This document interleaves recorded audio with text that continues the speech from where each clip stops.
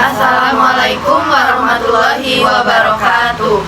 Perkenalkan, kami dari kelompok 8. Di sini kami akan menjelaskan tentang terjadinya pemberontakan Andi Aziz.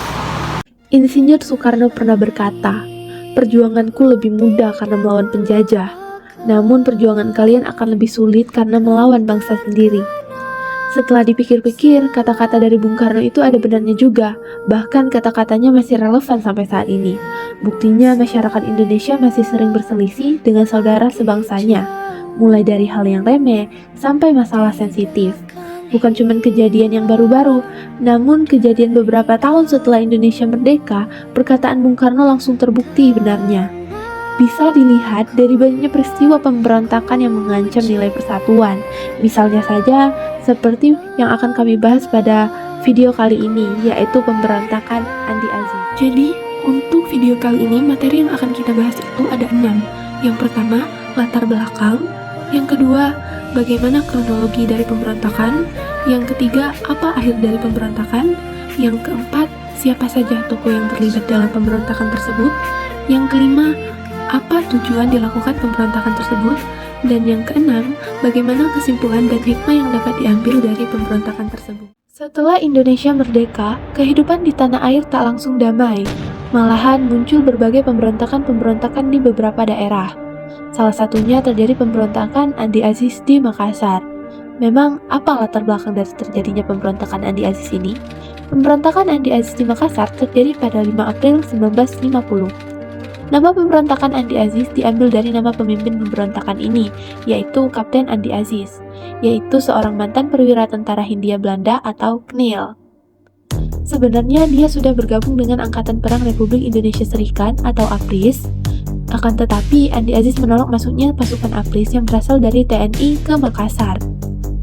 Andi Aziz hanya ingin pasukannya saja yang berjaga di negara Indonesia Timur atau NIT, namun keinginannya itu ditolak oleh pemerintah Indonesia. Pemerintah Indonesia tetap mengirimkan pasukan TNI ke Makassar karena suasana politik di Makassar cukup tegang.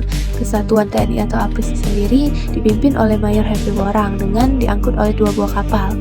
Namun, pasukan bekas KNIL ini merasa khawatir sehingga mereka bergabung dan menambahkan diri sebagai pasukan bebas di bawah pimpinan Andi Aziz. Mereka pun tak segan-segan menyerang pasukan TNI atau APRIS. Inti dari latar belakang ini adalah Andi Aziz dan mantan anggota KNIL menolak rencana kedatangan APRIS pada 5 April ke wilayah Makassar karena mereka khawatir akan diperlakukan diskriminatif oleh pimpinan APRIS atau TNI. Kita akan membahas bagaimana proses jalannya pemberontakan.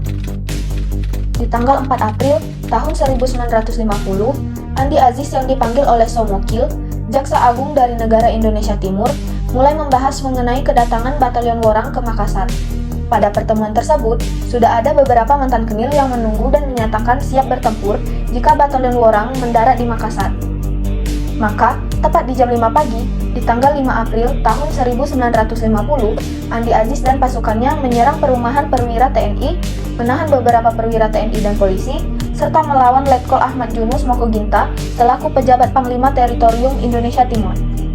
Di sepanjang pesisir pantai Makassar, pasukan Andi Aziz menempatkan meriam yang ditodong ke arah garis pantai jika Batalion Worang berhasil untuk mendarat dalam melaksanakan aksinya. Andi Aziz mendapatkan bantuan penuh dari KNIL dan polisi negara hingga akhirnya berhasil untuk menguasai seluruh kota Makassar.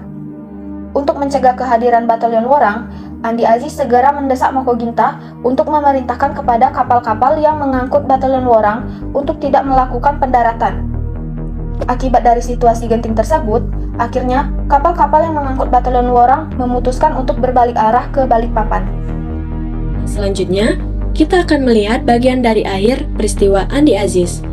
Untuk mengatasi pemberontakan Andi Aziz, pemerintahan RIS melalui Radio Makassar di tanggal 8 April 1950 menyiarkan ultimatum kepada Andi Aziz dan pasukannya untuk kembali ke asrama, membebaskan para tawanan, dan menyerahkan senjata mereka. Pemerintah RIS juga mengeluarkan ultimatum kepada Andi Aziz untuk menghadap ke Jakarta. Ia diberi waktu selama 4 kali 24 jam. Dan apabila Andi Aziz mengajukan ultimatum tersebut, maka kapal laut Hang Tuah akan datang dan melakukan bombar ke kota Makassar. Namun, hingga batas waktu yang ditentukan, ternyata Andi Aziz tidak meresponnya dengan cepat dan terlambat datang ke Jakarta. Hingga akhirnya, pada tanggal 14 April tahun 1950, ia dinyatakan melakukan tindakan pemberontakan dan ditangkap ketika ia tiba di Bandara Kemayoran. Sedangkan untuk mengatasi sisa dari pasukan Andi Aziz yang berada di Makassar, pada tanggal 13 April 1950, pemerintah RIS akhirnya mengirimkan pasukan militer untuk memulihkan kembali keamanan di kota Makassar. Dan pada akhirnya berhasil untuk menguasai penuh kota Makassar pada tanggal 21 April 1950, setelah batalion Worang berhasil mendarat di kota Makassar. Nah, jadi itulah peristiwa akhir dari pemberontakan Andi Aziz. Selanjutnya, tokoh-tokoh yang terlibat dalam pemberontakan Andi Aziz. Yang pertama ada Andi Aziz sendiri, yang merupakan pemimpin dari peristiwa ini. Beliau adalah mantan serdadu Knil yang menuntut keras pemerintah untuk tetap mempertahankan NIT dan Knil menjadi garda terdepan dari NIT. Yang kedua, ada Presiden Sukawati, merupakan pemimpin dari negara Indonesia Timur yang juga sangat dihormati oleh Andi Aziz. Beliau jugalah yang menyarankan Andi Aziz untuk menyerahkan diri ke Jakarta. Yang ketiga ada Mayor H.V. Worang, pemimpin pasukan APRIS yang diutus oleh pemerintahan Republik Indonesia Serikat untuk menangani konflik internal di NIT antara golongan unitaris dan golongan federalis. Yang keempat ada Letkol A.E. Kawilarang, pasukan ekspedisi yang menumpas pemberontakan Andi Aziz dipimpin oleh beliau. Tak tanggung-tanggung, Letkol Kawilarang ini memimpin sebanyak 12.000 pasukan. Yang kelima ada Presiden Soekarno, yaitu Presiden Republik Indonesia pada saat itu. Dalam peristiwa pemberontakan ini, beliau yang menyatakan bahwa Andi Aziz adalah pengkhianat dan harus ditumpas.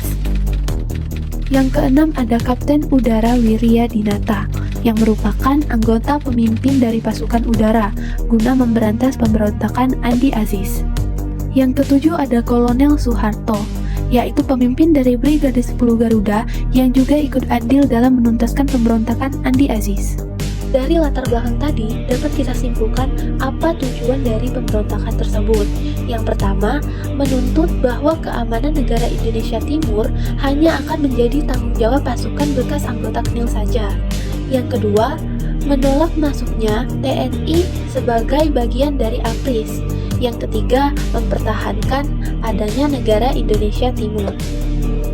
Kesimpulan dari materi peristiwa Andi Aziz yaitu yang pertama adalah latar belakang yang berupa peleburan Knil ke dalam APRIS. Yang kedua, penyatuan negara Indonesia Timur ke dalam Negara Kesatuan Republik Indonesia. Yang ketiga, pengiriman APRIS dari Jawa ke Makassar. Kedua, jalannya pemberontakan diawali dari pertemuan Andi Aziz dengan Sumokil untuk menentang kedatangan dari tentara APRIS. Yang kedua, penyerangan dan penahanan perwira TNI Polri di Makassar, serta desakan kepada Moko Jinta agar batalion Worang batal ke Makassar. Ketiga, yaitu akhir pemberontakan, yaitu diawali dari ultimatum pemerintahan APRIS yang diajukan oleh Andi Aziz.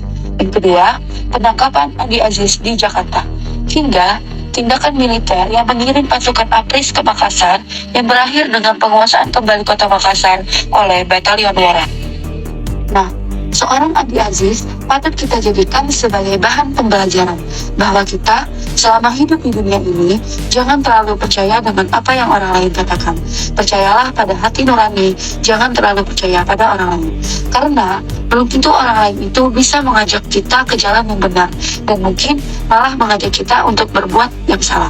Maka dari itu, alangkah lebih baiknya kita lebih berwaspada dan hati-hati dalam mempercayai orang lain. Nah, itu adalah sedikit hikmah dari peristiwa seorang Andi Aziz.